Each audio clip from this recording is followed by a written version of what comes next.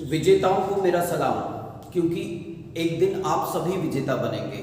संविधान की आज की क्लास में मित्रों हम संसदीय प्रक्रिया प्रारंभ कर रहे हैं। तो संसदीय प्रक्रिया की सबसे पहली क्लास में आज ले रहा हूँ। संसदीय प्रक्रिया से तात्पर्य है कि जब संसद में कोई विधेयक लाया जाता है, कोई बिल लाया जाता है, तो कौन कौन सी प्रक्रियाएं अपनाई जाती हैं। यहाँ पर जो शब्द आया है विधेयक, मैं आपको ये बता देना चाहता हूँ कि जब संसद में कानून बनाने के लिए प्रारंभिक अवस्था में कोई मसौदा लाया जाता है तो उसे विधेयक कहते हैं।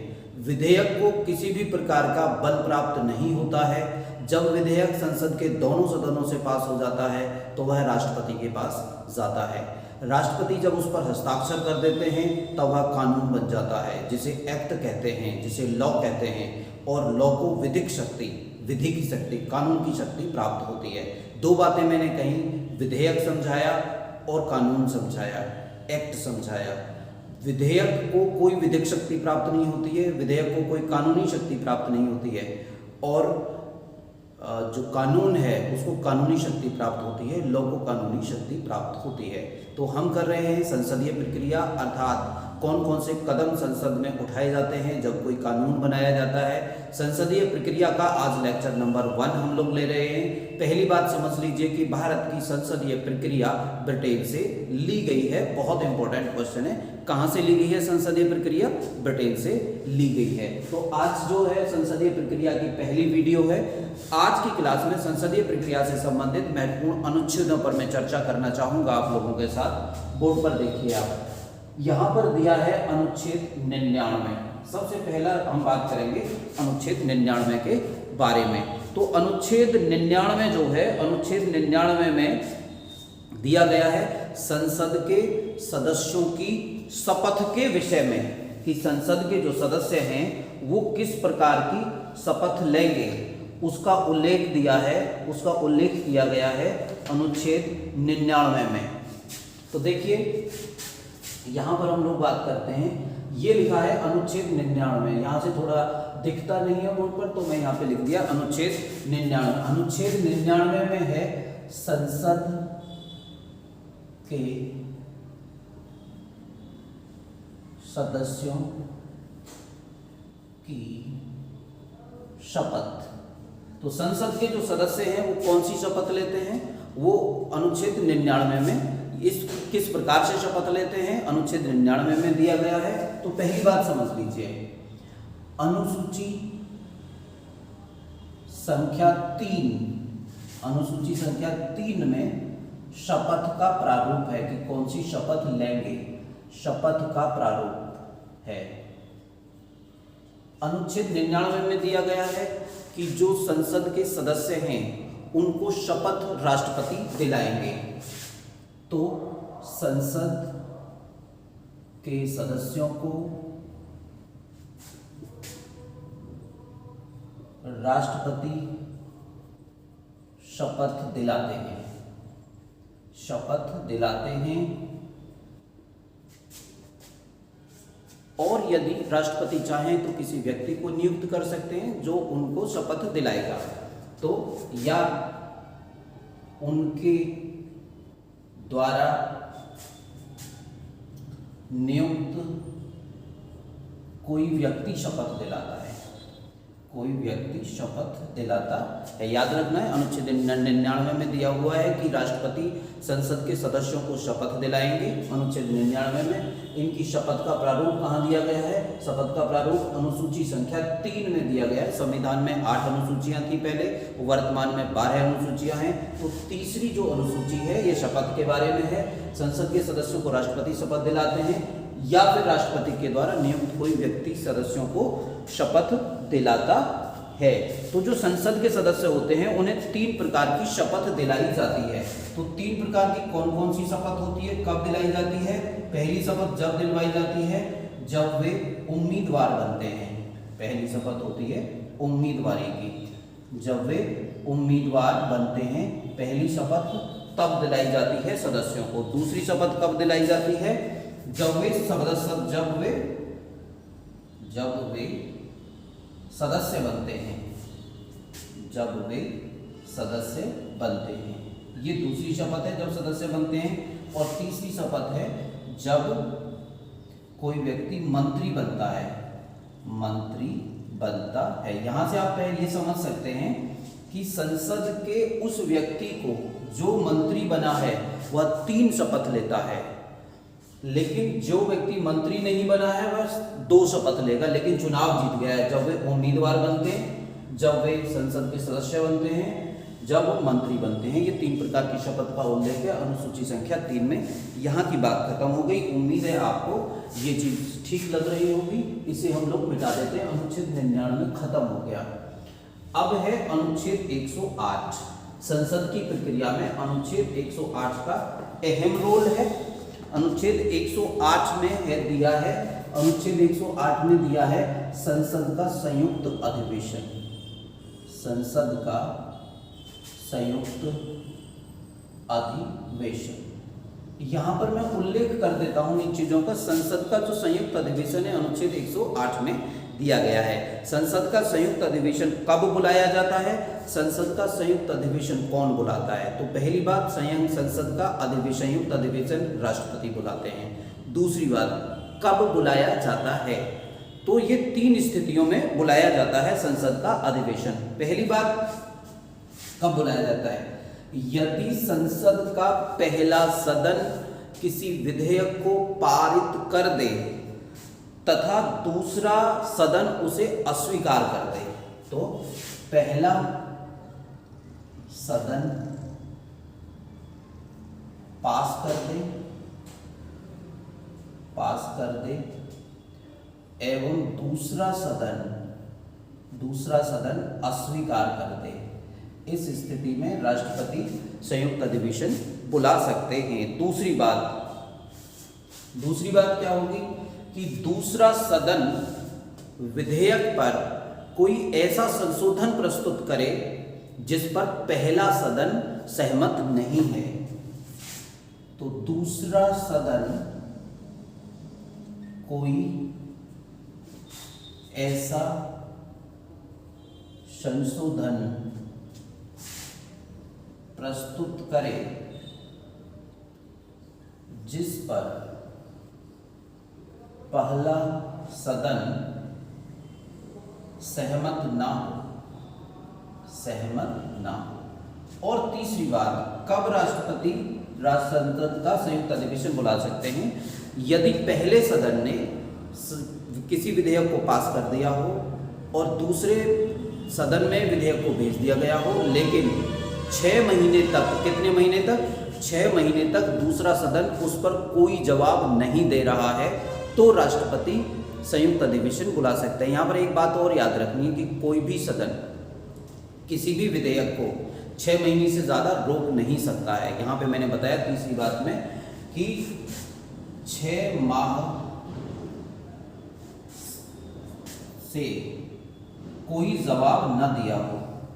जब दूसरे सदन ने 6 माह तक कोई जवाब न दिया हो, कोई जवाब ही न दिया हो, तो राष्ट्रपति संसद का संयुक्त अधिवेशन बुला सकते हैं। इन 3 परिस्थितियों में राष्ट्रपति संसद का संयुक्त अधिवेशन बुला सकते हैं।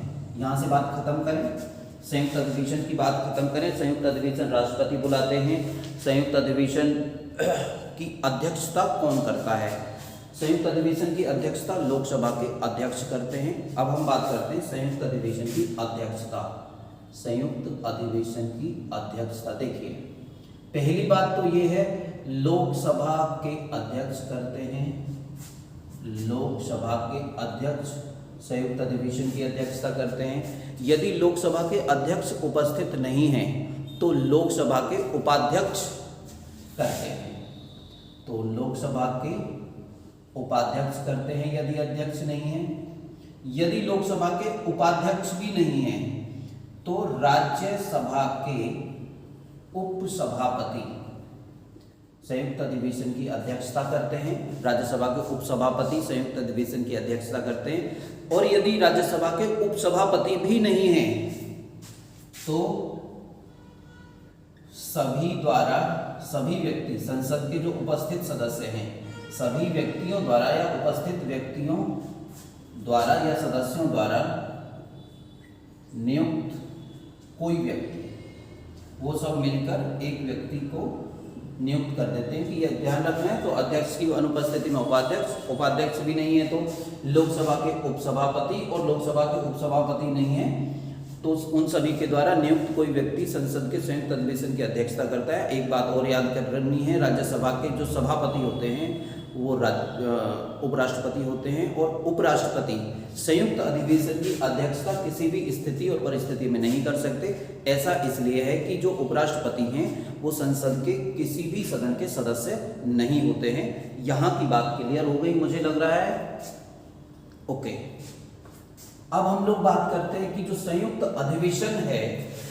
अधिवेशन है किस किस पर बुलाया जाता है। देखिए, संयुक्त अधिवेशन बुलाया जा सकता है साधारण विधेयक पर, साधारण विधेयक पर संयुक्त अधिवेशन बुलाया जा सकता है, और वित्तीय विधेयक पर भी संयुक्त अधिवेशन बुलाया जा सकता है। साधारण विधेयक और वित्त विधेयक पर संयुक्त अधिवेशन बुलाया जा सकता है। और किस किस पर नहीं बुलाया जा सकता है, ऐसा कौन कौन सी चीजें जिन पर संसद का संयुक्त अधिवेशन नहीं बुलाया जा सकता है। तो धन विधेयक पर संसद का संयुक्त अधिवेशन नहीं बुलाया जा सकता, धन विधेयक पर नहीं बुलाया जा सकता, और संविधान संशोधन विधेयक पर भी, संविधान संशोधन विधेयक पर भी दो प्रकार के विधेयकों पर संसद का संयुक्त अधिवेशन नहीं बुलाया जा सकता है। उम्मीद है आपको दोनों चीज समझ में आ गई होंगी। साधारण विधेयक पर बुलाया जा सकता है, वित्तीय विधेयक पर बुलाया जा सकता है, धन विधेयक पर नहीं बुलाया जा सकता, और संविधान संशोधन विधेयक पर भी राष्ट्रपति संसद का संयुक्त अधिवेशन नहीं बुला सकते हैं। यहाँ की बात आपको याद रखनी है मित्रों, ठीक है। और हम लोग आगे की बात करते हैं, यहाँ से इसे मिटा देते हैं। देखिए, अभी तक संसद का संयुक्त अधिवेशन केवल 3 बार बुलाया गया है। ये आपको और नोट कर लेना है, समझ लेना है। अब तक 3 बार संसद का संयुक्त अधिवेशन बुलाया जा चुका है। तो कौन कौन सी 3 बार? पहला 1961 में, दूसरा और तीसरा। तो 1961 में जो है दहेज प्रतिषेध विधेयक पर बुलाया गया था, दहेज प्रतिषेध विधेयक पर संसद का संयुक्त अधिवेशन बुलाया गया था। दूसरी बार 1978 में बुलाया गया था बैंकिंग सेवा आयोग में, 1978 बैंकिंग सेवा के विषय में बुलाया गया था। और तीसरी बार बुलाया गया था सन 2002 में, आतंकवाद, सन 2002 में बुलाया गया था तीसरी बार आतंकवाद निरोधक अध्यादेश पर, आतंकवाद निरोधक अध्यादेश पर संसद का संयुक्त अधिवेशन बुलाया गया था। उम्मीद है आपको ये सब चीज़ समझ में आ रही होगी। मैं आपसे दोबारा कहता हूँ कि आप पेन पेंसिल लेकर बैठें, इनको थोड़ा डिटेल में लिखें जैसे जैसे मैं लिखवा रहा हूँ, और लिख के इन्हें याद भी करते रहें, अपने माइंड को लगातार सजेशन दें। अगर आप लगातार भूलने की समस्या से ग्रसित हो तो एक बात समझ लेना, लिख लिख के याद करना। यदि आपको लिख लिख कर भी याद नहीं होता है तो फिर बार बार लिखना, फिर भी याद नहीं होता है तो फिर एक बार लिखना, और फिर भी याद नहीं होता है तो फिर एक बार लिखना। यही प्रक्रिया है, ऐसे ही पास किया जा सकता है। अगर आपको याद नहीं होता है तो आपका माइंड अभी उस तरीके से ट्रेंड नहीं है जिस तरीके से माइंड याद करता है। तो ये मेरा सजेशन है आप लोगों के लिए। चलिए अगली बात करते हैं। अगली बात अनुच्छेद 118। देखिए, अनुच्छेद 118 में 2 बातें दी गई हैं। अनुच्छेद 100, जिसे हम मिटा देते हैं, अनुच्छेद 118 में 2 बातें दी गई हैं कि संसद अपने नियम स्वयं बनाएगी, संसद अपने नियम खुद बनाएगी। पहली बात, खुद बनाएगी। और इसी में दिया गया है कि संयुक्त अधिवेशन की अध्यक्षता लोकसभा के अध्यक्ष करेंगे। तो 118 क्लॉज 4 में दिया गया है कि संसद के संयुक्त अधिवेशन की अध्यक्षता लोकसभा के अध्यक्ष करेंगे। बात खत्म, अनुच्छेद 118 भी हो गया। अब हम लोग बात करते हैं अनुच्छेद 120 के बारे में। तो बड़ा सिंपल सी बात है। अनुच्छेद 120 में दिया गया है कि संसद के सभी कार्य 2 भाषाओं में होंगे, अंग्रेजी और हिंदी। याद रखना है आपको, संसद के सभी कार्य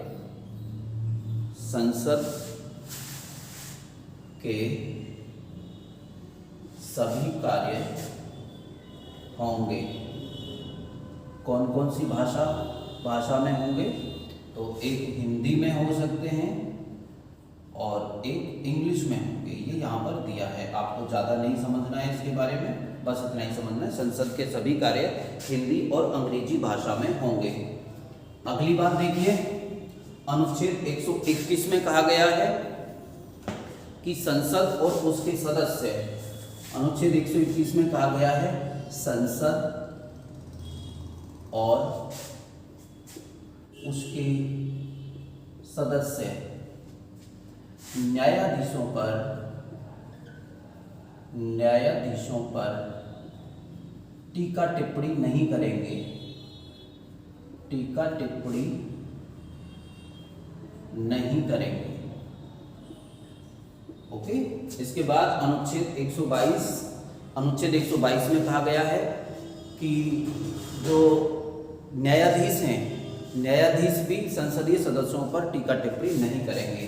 तो अनुच्छेद 122 में दिया गया है कि न्यायाधीश संसदीय सदस्यों पर टीका टिप्पणी नहीं करेंगे। टीका टिप्पणी नहीं करेंगे। उम्मीद है आपको ये सारी चीजें याद हो रही होंगी। ठीक से याद करते रहना मित्रों। आगे बढ़ते हैं, इसे मिटा देते हैं। अब बचा है अनुच्छेद 100। अनुच्छेद 100 बड़ा इंपॉर्टेंट है।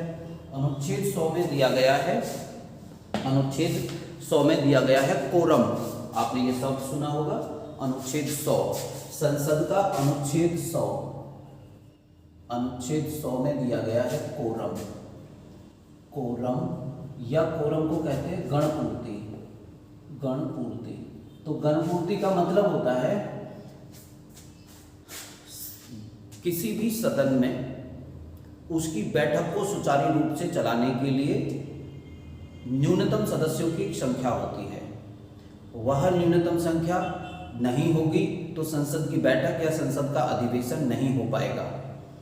इस संख्या को गणपूर्ति कहते हैं। तो पहले मैं बता देता हूं गणपूर्ति क्या होती है।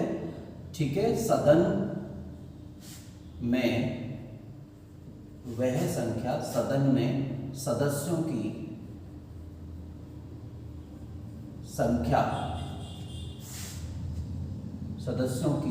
वह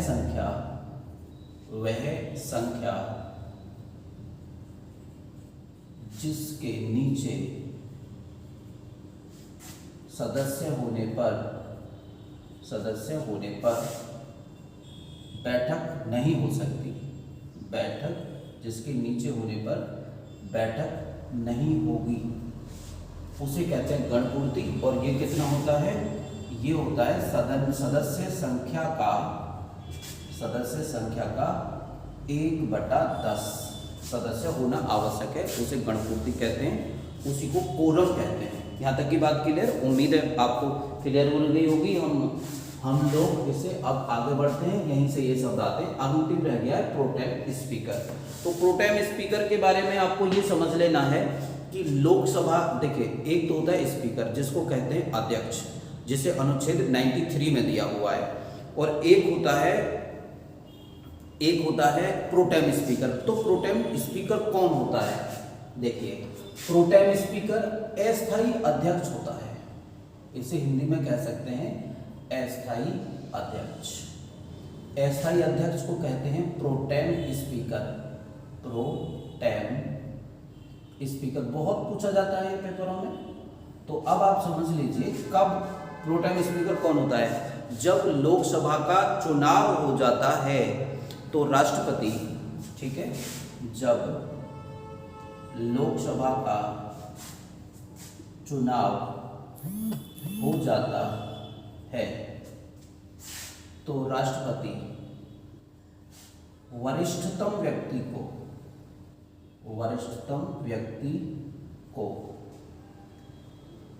प्रोटेम स्पीकर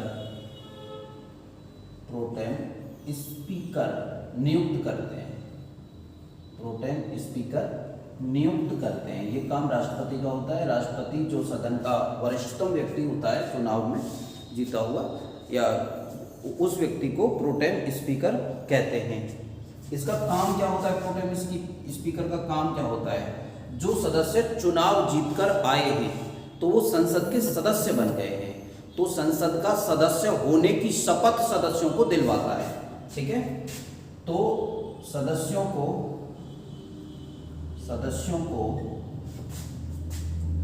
सदस्य होने की शपथ दिलाते हैं। तो मित्रों, आज की वीडियो पूरी हो गई। मैं उम्मीद करता हूं कि ये वीडियो आपको ठीक से समझ में आई होगी, और अगर आप हमारी वीडियोस को लाइक करते हैं तो हमारी वीडियोस को शेयर भी करिए, हमारे चैनल को सब्सक्राइब करिए, ताकि हमारी वीडियोस अधिक से अधिक छात्रों तक पहुंच सकें। मैं आपको विजेता कहता हूं क्योंकि एक दिन सभी लोग विजेता बनेंगे। विजेता होना एक दिमाग का काम है। हम अपने आप को ही नहीं मानते हैं कि हम सफल हो पाएंगे, इसलिए हम सफल नहीं हो पा रहे हैं। आप एक बार ट्राई करके देखिए, अपने आप को विजेता की तरह महसूस करके देखिए, आप विजेता हो जाएंगे। आपने हमारी वीडियो देखी, इसके लिए मैं बहुत बहुत धन्यवाद बोलता हूँ। अगर आपने सब्सक्राइब नहीं किया है हमारा चैनल तो तुरंत सब्सक्राइब करिए, शेयर करिए। बहुत बहुत धन्यवाद। जय हिंद।